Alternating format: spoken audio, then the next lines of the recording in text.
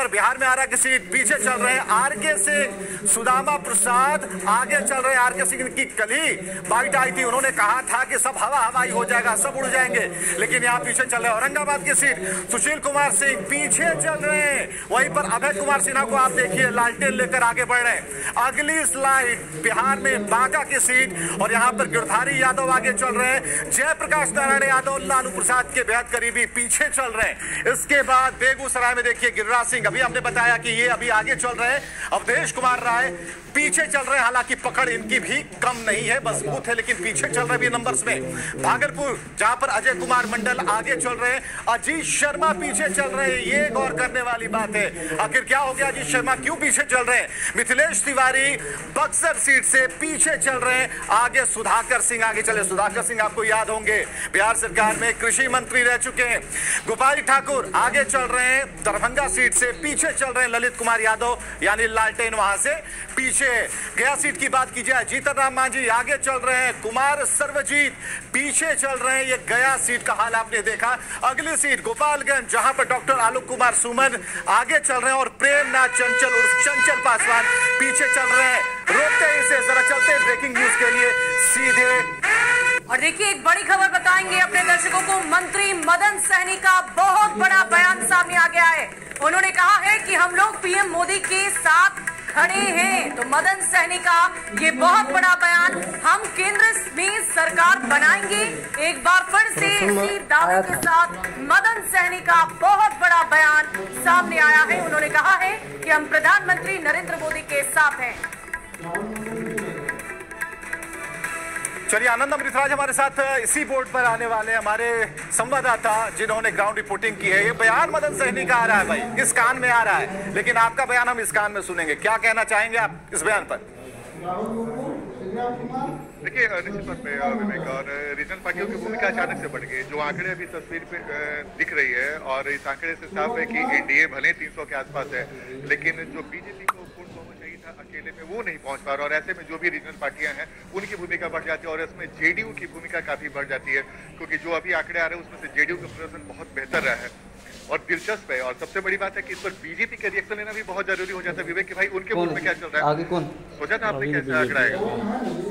नहीं, देखिए अभी आंकड़े मतलब अंतिम उस पर तो नहीं है। और आप जो लीड की बात कर रहे हैं, तो हमें लीड कितनी संख्या में है वो भी देखने की आवश्यकता है कि वो लीड सैकड़ों में जा रही है, हजारों में जा रही है, या कई हजारों में जा रही है। सवाल इसलिए है ना मैम, सवाल इसलिए हो रहा है कि भाई जो आंकड़े दिख रहे हैं वो किसी ने कल्पना ही नहीं किया था भाई कि जो 16 सीट पे जेडीयू लड़ी थी वो ज्यादा आपसे जीतती दिख रही है, और बीजेपी जो 17 सीट पे लड़ी थी वो थोड़ा अभी फिलहाल। देखिए एक बात बहुत स्पष्ट तौर पर मजबूती के साथ मैं यहाँ कहना चाहूंगी कि हम जदयू और भाजपा में जब लोकसभा में लड़ने की बात मतलब यहाँ का अंदर है ये वाला लड़ने की बात करते हैं, तो हम सामूहिक रूप से दोनों लोग लड़ते हैं। तो भारतीय जनता पार्टी की जीत में अगर जदयू शामिल हो जाए तो भारतीय जनता पार्टी शामिल है, क्योंकि देश में केंद्रीय में आप देखेंगे नरेंद्र मोदी। तो ठीक है मैम, लेकिन एक सिंपल सा ठीक है, वो सिंपल सा जवाब दीजिए ना कि इस तस्वीर के बारे में सोचा था क्या?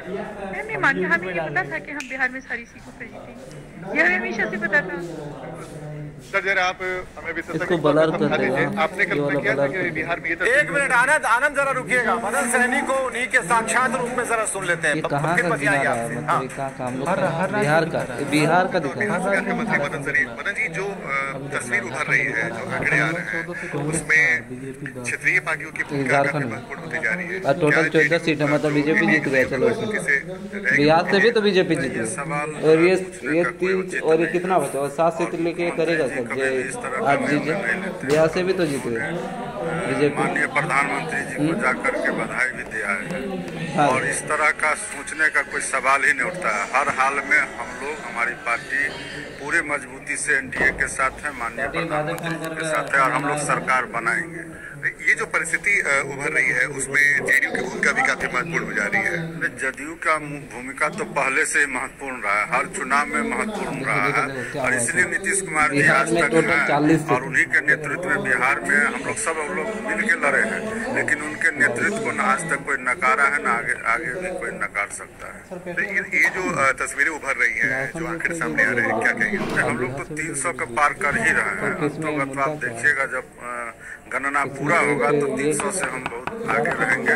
हाँ, 400 का आंकड़ा हम नहीं छू पाए हैं, लेकिन हम लोग 300 का पार करेंगे और पूर्ण बहुमत का सरकार बनेगा। इसमें कहीं कोई जो है इधर उधर नहीं है। हर हाल में सरकार बनना है। तीसरी बार नरेंद्र मोदी जी देश के प्रधानमंत्री बनेंगे। तो बिहार में जो एनडीए में जो तमाम सहयोगी है सब लोग एकजुट रहेंगे, परिणाम एकजुट हैं और आगे भी रहेंगे। कहीं तो ये था जेडीयू के वरिष्ठ नेता और बिहार सरकार के मंत्री मदन सहनी जी, उन्होंने पूरे दावे के साथ कहा कि एनडीए की मजबूत सहयोगी पार्टी रही है जेडीयू और आगे भी रहेगी। कैमरामैन राहुल के साथ आनंद अमृतराज, न्यूज 18 नेटवर्क, पटना। चलिए एक और बड़ी खबर की तरफ आपको लिए चलते हैं एकदम झटपट में। सुपौल से बड़ी जानकारी देंगे अपने दर्शकों को। और गोड्डा देखिए, झारखंड की सीट कांटे की टक्कर यहां पर नजर आ रही है। निशिकांत दुबे 28,030 वोट और वही निशिकांत दुबे को वोटों की संख्या बताएं तो 1,78,000 है और प्रदीप यादव को 1,75,000 के आसपास वोट मिले हैं। यानी कि कांटे की टक्कर यहां पर नजर आ रही है और इसे देखकर आप समझ सकते हैं कि ये लड़ाई कितनी दिलचस्प होने वाली है। 1-2 अगर इसमें फिगर इधर उधर होते हैं तो जाहिर सी बात है इसका बहुत असर देखने को मिलेगा। और देखिए बहुत बड़ी खबर सामने आ रही है। बड़ी खबर, हासन सीट से प्रज्वल रेवन्ना हारे। ये बहुत बड़ी खबर बता रहे हैं। जेडीएस उम्मीदवार प्रज्वल रेवन्ना की हार की बात सामने आ रही है। हमीरपुर सीट अनुराग ठाकुर और इसके साथ ही बीकानेर सीट से बात करेंगे। अर्जुन मेघवाल की खबर सामने आई है। गांधीनगर सीट से अमित शाह और हासन सीट से प्रज्वल रेवन्ना हारे हैं। विवेक, मदन सहनी जी खुद फोन लाइन पर है। मदन सहनी जी नमस्कार, क्या हाल चाल है? केरल हो गया तुम्हारा। केरल छोड़ो, ये चेन्नई से चलो चांस है। मदन सहनी जी आवाज आ रही है? हल्का फुल्का। हाँ, सुन रहे हैं। केरल और तमिलनाडु हो गया ना, सुना है कुछ देर पहले 400 से 300 पर, अब कह रहे हैं कि 300 पार कर जाएंगे। खींच तीर के होगा क्या इस सब? नहीं, जो भी है वो तो जनता और मतदाता मालिक इसके लिए धन्यवाद देंगे। हम तो पहले भी कहा है कि 400 का आंकड़ा हम नहीं छू पाए हैं, लेकिन 300 से हम ज्यादा सीट लाएंगे। हम तो हम लोग इसके लिए हम तमाम देश के मतदाताओं को धन्यवाद करते हैं कि उन्होंने नरेंद्र मोदी जी पर विश्वास। तो बिहार में 40 का चालीसा खत्म हो गया ना? चालीसा खत्म नहीं हुआ है। चालीसा के आसपास हम जो है, हम लोग 38 से 39 सीट अभी भी जीतने जा रहे हैं। 38 से 39 जीतिएगा, लेकिन ये क्यों जो एनर्जी लेवल है आपका इतना डाउन क्यों लग रहा है? नहीं, एनर्जी लेवल डाउन नहीं हो सकता। आपको आवाज कम जा रहा हो, लेकिन हमारा एनर्जी लेवल कम है और हमारा का एनर्जी लेवल कम। नहीं तो पूरा टाइट होकर बोलिए ना कि 40 जीतेंगे। 40 जीतेंगे हम जबरदस्ती, हम झूठ बोलने वाले पार्टी के लोग नहीं ना है जो कह रहे हैं कि हमारा जो है सब सीट पर जीत रहे हैं। और देखिए कहाँ सिमट के चला गया जो इंडिया या महागठबंधन है। बिहार में आप देखिए ना वो कहाँ चले गए। कौन सी सीट निकल रही है आपके हाथ से?